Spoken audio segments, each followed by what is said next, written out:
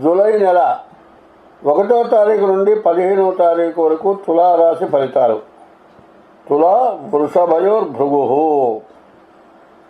తులా వృషభాలకి శుక్రుడు అధిపతి. ఈ శుక్రుడు దశమంలో, బుధుడు కూడా ఉన్నారు. రాహు షట్కంలో 6ంట ఉన్నాడు. ఇది ఈ టైము చాలా ప్రధానమైన టైము. ప్రతి వాళ్ళకి కూడా ప్రత్యేకించి చెబుతూ ఉన్నా. ఎందుకంటే శని వక్రించడం ఒకటి, తర్వాత కొన్ని గ్రహాలు పూర్తిగా ఇబ్బందికరమైనటువంటి స్థితిలో ఉండటం ఒకటి. ప్రతి వాళ్ళు కూడా శరీరంలో ఉన్నటువంటి ప్రతి రోగాన్ని కూడా పరీక్ష చేయించుకోవాలి. అంత సమస్య వచ్చే లక్షణాలు కనపడుతున్నాయి. కాబట్టి తులారాశికి బుధ శుక్రులు తప్పితే మిగతా గ్రహాలు ఏవి బాగాలేవు. అయితే వ్యాపారం బాగుంటుంది.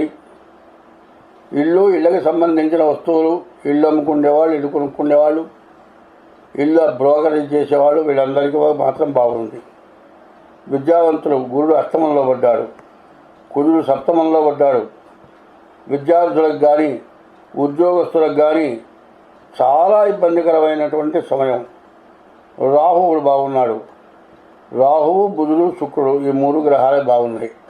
అయితే ఈ రాశి వాళ్ళకి తగినటువంటి దోషం పోగొట్టుకున్నట్లయితే సంపాదించిన డబ్బులు నష్టం లేకుండా నిలబడతాయి.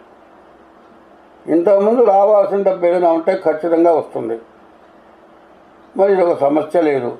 కానీ ఆడవాళ్ళకి, గర్భిణీ స్త్రీలకి, కొత్తగా వివాహమైనటువంటి వాళ్ళకి, ఉద్యోగం చేసే వాళ్ళకి, ఉద్యోగంలో చేరినటువంటి వాళ్ళకి, మరి చదువు పూర్తి చేసుకొని ఉద్యోగం కోసం ప్రయత్నం చేసేవాళ్ళు, మరి శని వల్ల కానీ, గురువు వల్ల కానీ, కుజుడు వల్ల కానీ, రవి వల్ల కానీ చాలా కష్ట నష్టాలు ఎక్కువగా కనబడుతూ ఉన్నాయి. కుజుడు వల్ల ఈ రాశి వాళ్ళకి విపరీతమైన అనారోగ్యాలు రావడానికి బాగా కనబడుతోంది. గురువు వల్ల అనవసరమైన దండగా ఖర్చులు వస్తూ ఉంటాయి. ఎట్లా ఉంటుందంటే పరీక్ష రాస్తూ ఉంటే ఎవడో కాపీ చేసిన కాగితం వాడిని పట్టుకుంటాడు, నీ పక్కన బారేస్తాడు. నువ్వు పట్టుబడి డిబార్ అవుతావు. నువ్వు చేసిన తప్పంటూ ఏమీ లేదు, కానీ దానివల్ల నువ్వు డిబార్ అవుతావు.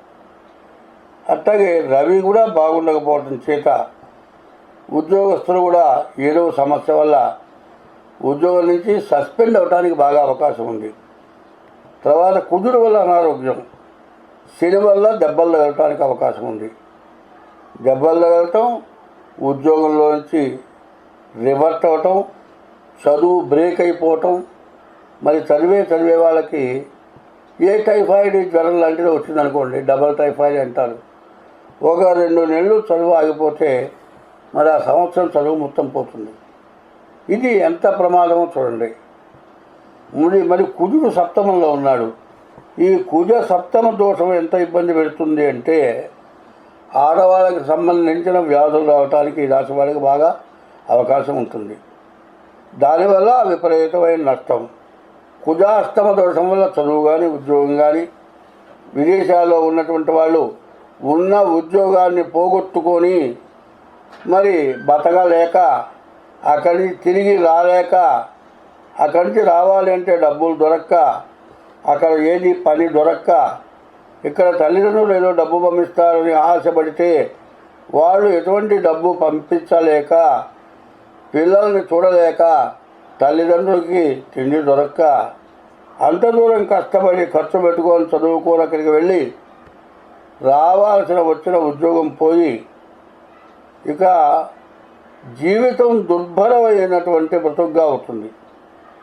అటువంటి వాళ్ళకి మీ యొక్క దోషాలను పోగొట్టుకుంటే మళ్ళీ పాత స్థాయికి వస్తారు. అట్లా కాకుండా తల్లిదండ్రులు మీరు అప్పులు చేసి అక్కడి నుంచి తిరిగి వచ్చేసారనుకోండి, మళ్ళీ అక్కడ ఆ పోయిన ఉద్యోగం మీరు రావాలి, అది వచ్చారమంటారు.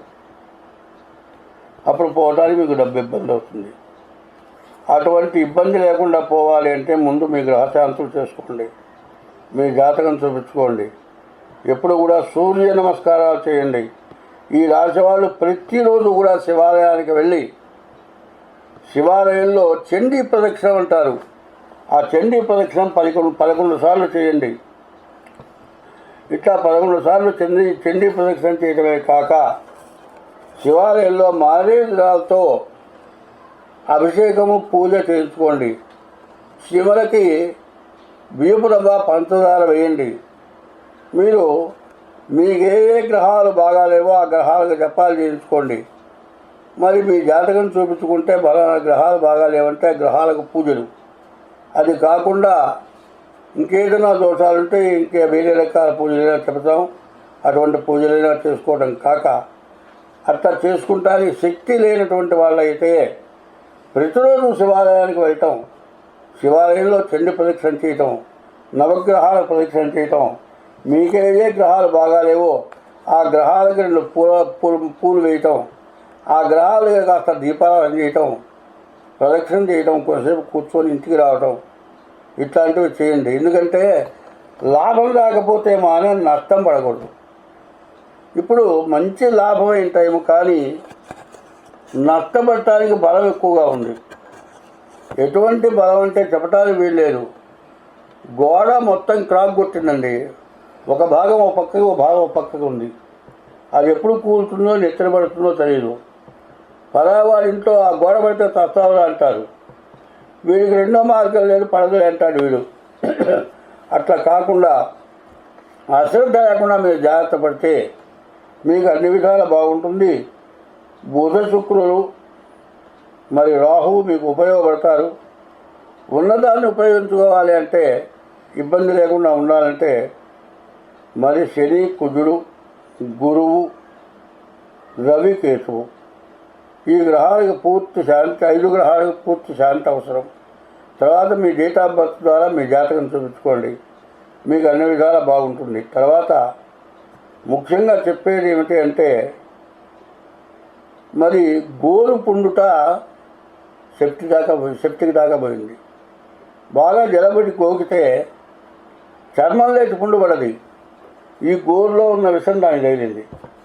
అట్లా కుజుడు సప్తమం, గురువు అష్టమం, రవి 9వ గ్రహం, కేతు 12వ వ్యయంలో ఉన్నాడు.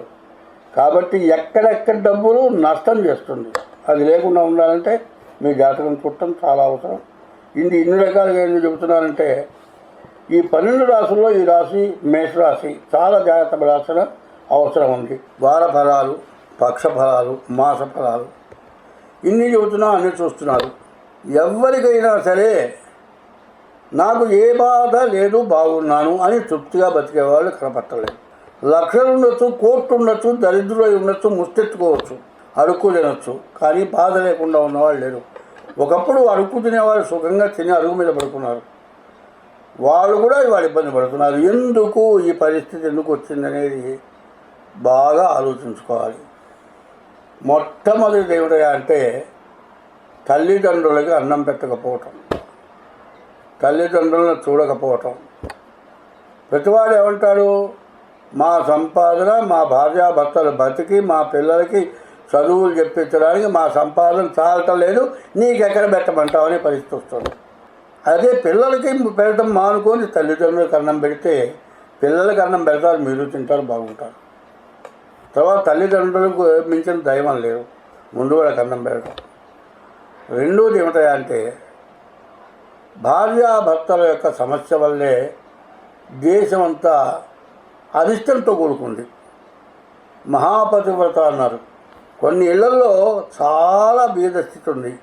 భర్త ఫుల్గా తాగుతాడు, భార్య కూలి పనిచేసి ఇంటికి వచ్చి తాగి ఎక్కడో పడిపోయిన మొగుడిని తీసుకొచ్చి స్నానం చేయించి ఆయనకు అన్నం పెడుతుంది. ఆ భర్తే ఆమెకు కావాలి, ఇంకో మనిషి అక్కర్లా. వేరే ముద్దే అక్షరాలు రావు. ఆమె ఎంత మహాపతివ్రతో దండం పెట్టాలి.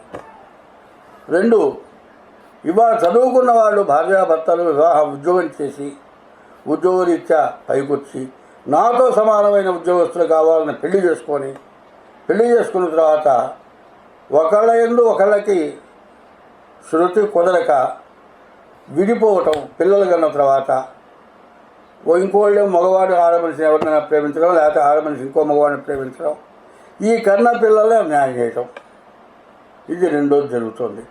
3 ఏమిటా అంటే సహజీవనం అని పెట్టారు. ఇప్పుడు ఈ సహజీవనం అనే దానికి అర్థం లేదు ఇప్పుడు. ఒకప్పుడు ఇతర దేశాల్లో లిమిటెడ్ మ్యారేజ్ చేసుకున్నారు. ఇప్పుడు రాను రాను ఎట్లాంటి పరిస్థితి వస్తుందంటే, అమ్మోయికి నాకు పెళ్ళి వద్దు అనేటువంటి పరిస్థితి ఆడవాళ్ళలో మగవాళ్ళలో వస్తుంది. ఇది ఒక పెద్ద పాపం.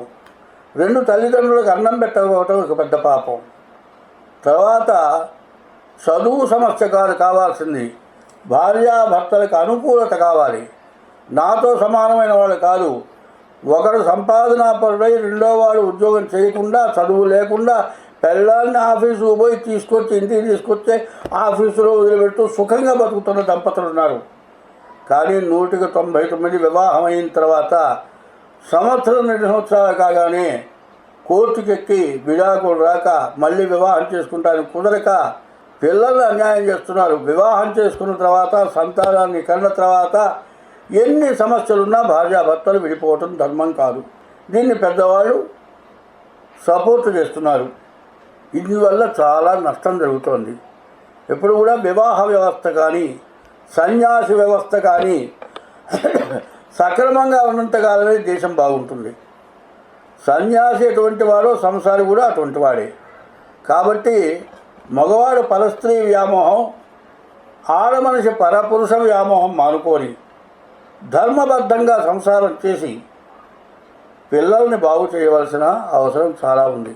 మనం కూడా ఈ పాపాన్ని పెంచుకుంటున్నాం. ఈ పాపం పెంచుకున్న పాపం పోవాలి.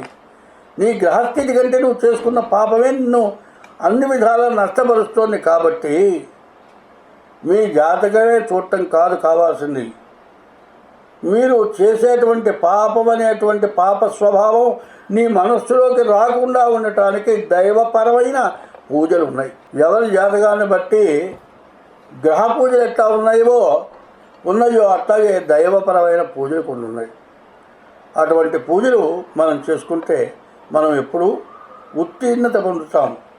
రాముడు సత్యనారాయణ స్వామి చేసి జయాన్ని పొందాడు. ధర్మరాజు సత్యనారాయణ స్వామి చేసి జయం పొందాడు. మరి అర్జునుడు పాశుపతాస్త్రం పొంది విజయాన్ని పొందాడు. అట్లాంటివే అనేక రకం కలియుగంలో ఉన్నాయి. అటువంటివి మా చేత చేయించబడతాయి. మీ జాతకంతో పాటు మీకు తగినటువంటి పూజలు ఏవైనా ఉన్నాయో చెప్పగలం, అవి చేయించగలం. కొంతమంది కలిసి సామూహికంగా చేసుకుంటే మీకు సమస్యలన్నీ కూడా పోతాయి. ముందు సమస్యల నుండి విముక్తి పొందాలి. మన దోషాల నుండి మనం బయటపడాలి. మనం ఆనందంగా బతకాలి. ఇంకోళ్ళకి మంచిగా సహకరించాలనే మీ కోరిక ఉంటే మేము చెప్పేదానికి మాతో సహకరించండి. మీరు ఒక్కసారి మేము చెప్పే విధానంగా మీరు అవలంబించుంటే మీ సమస్యలన్నిటి నుంచి ఒడ్డున పడతారు, అన్ని విధాలా బాగుంటారు. కాబట్టి ఏ గ్రహం వల్ల నువ్వు బలం పొందాలన్నా ఆ గ్రహాల యొక్క అనుగ్రహం పొందాలి. ఆ గ్రహాల యొక్క అనుగ్రహం పొందాలి అంటే నీకు 9 రంధ్రాలు ఉన్నాయి శివ ఇంట్లో. ఈ 9 రంధ్రాలు పనిచేయాలంటే 9 గ్రహాలు పనిచేయాలి. ఈ 9 గ్రహాలు పనిచేయాలంటే ఏ గ్రహం ఉపయోగపడుతుందో ఆ గ్రహాన్ని ఉపయోగించుకోవాలి. ఇంకా దాని నుంచి చెడు గ్రహాల నుంచి తప్పించుకోవాలంటే దానికి తగిన దోషం పోయేటువంటి మార్గాన్ని మీరు అనుభవిస్తే అన్ని విధాలా మీకు మార్గం దొరుకుతుంది, అన్ని విధాలా బాగుంటుంది.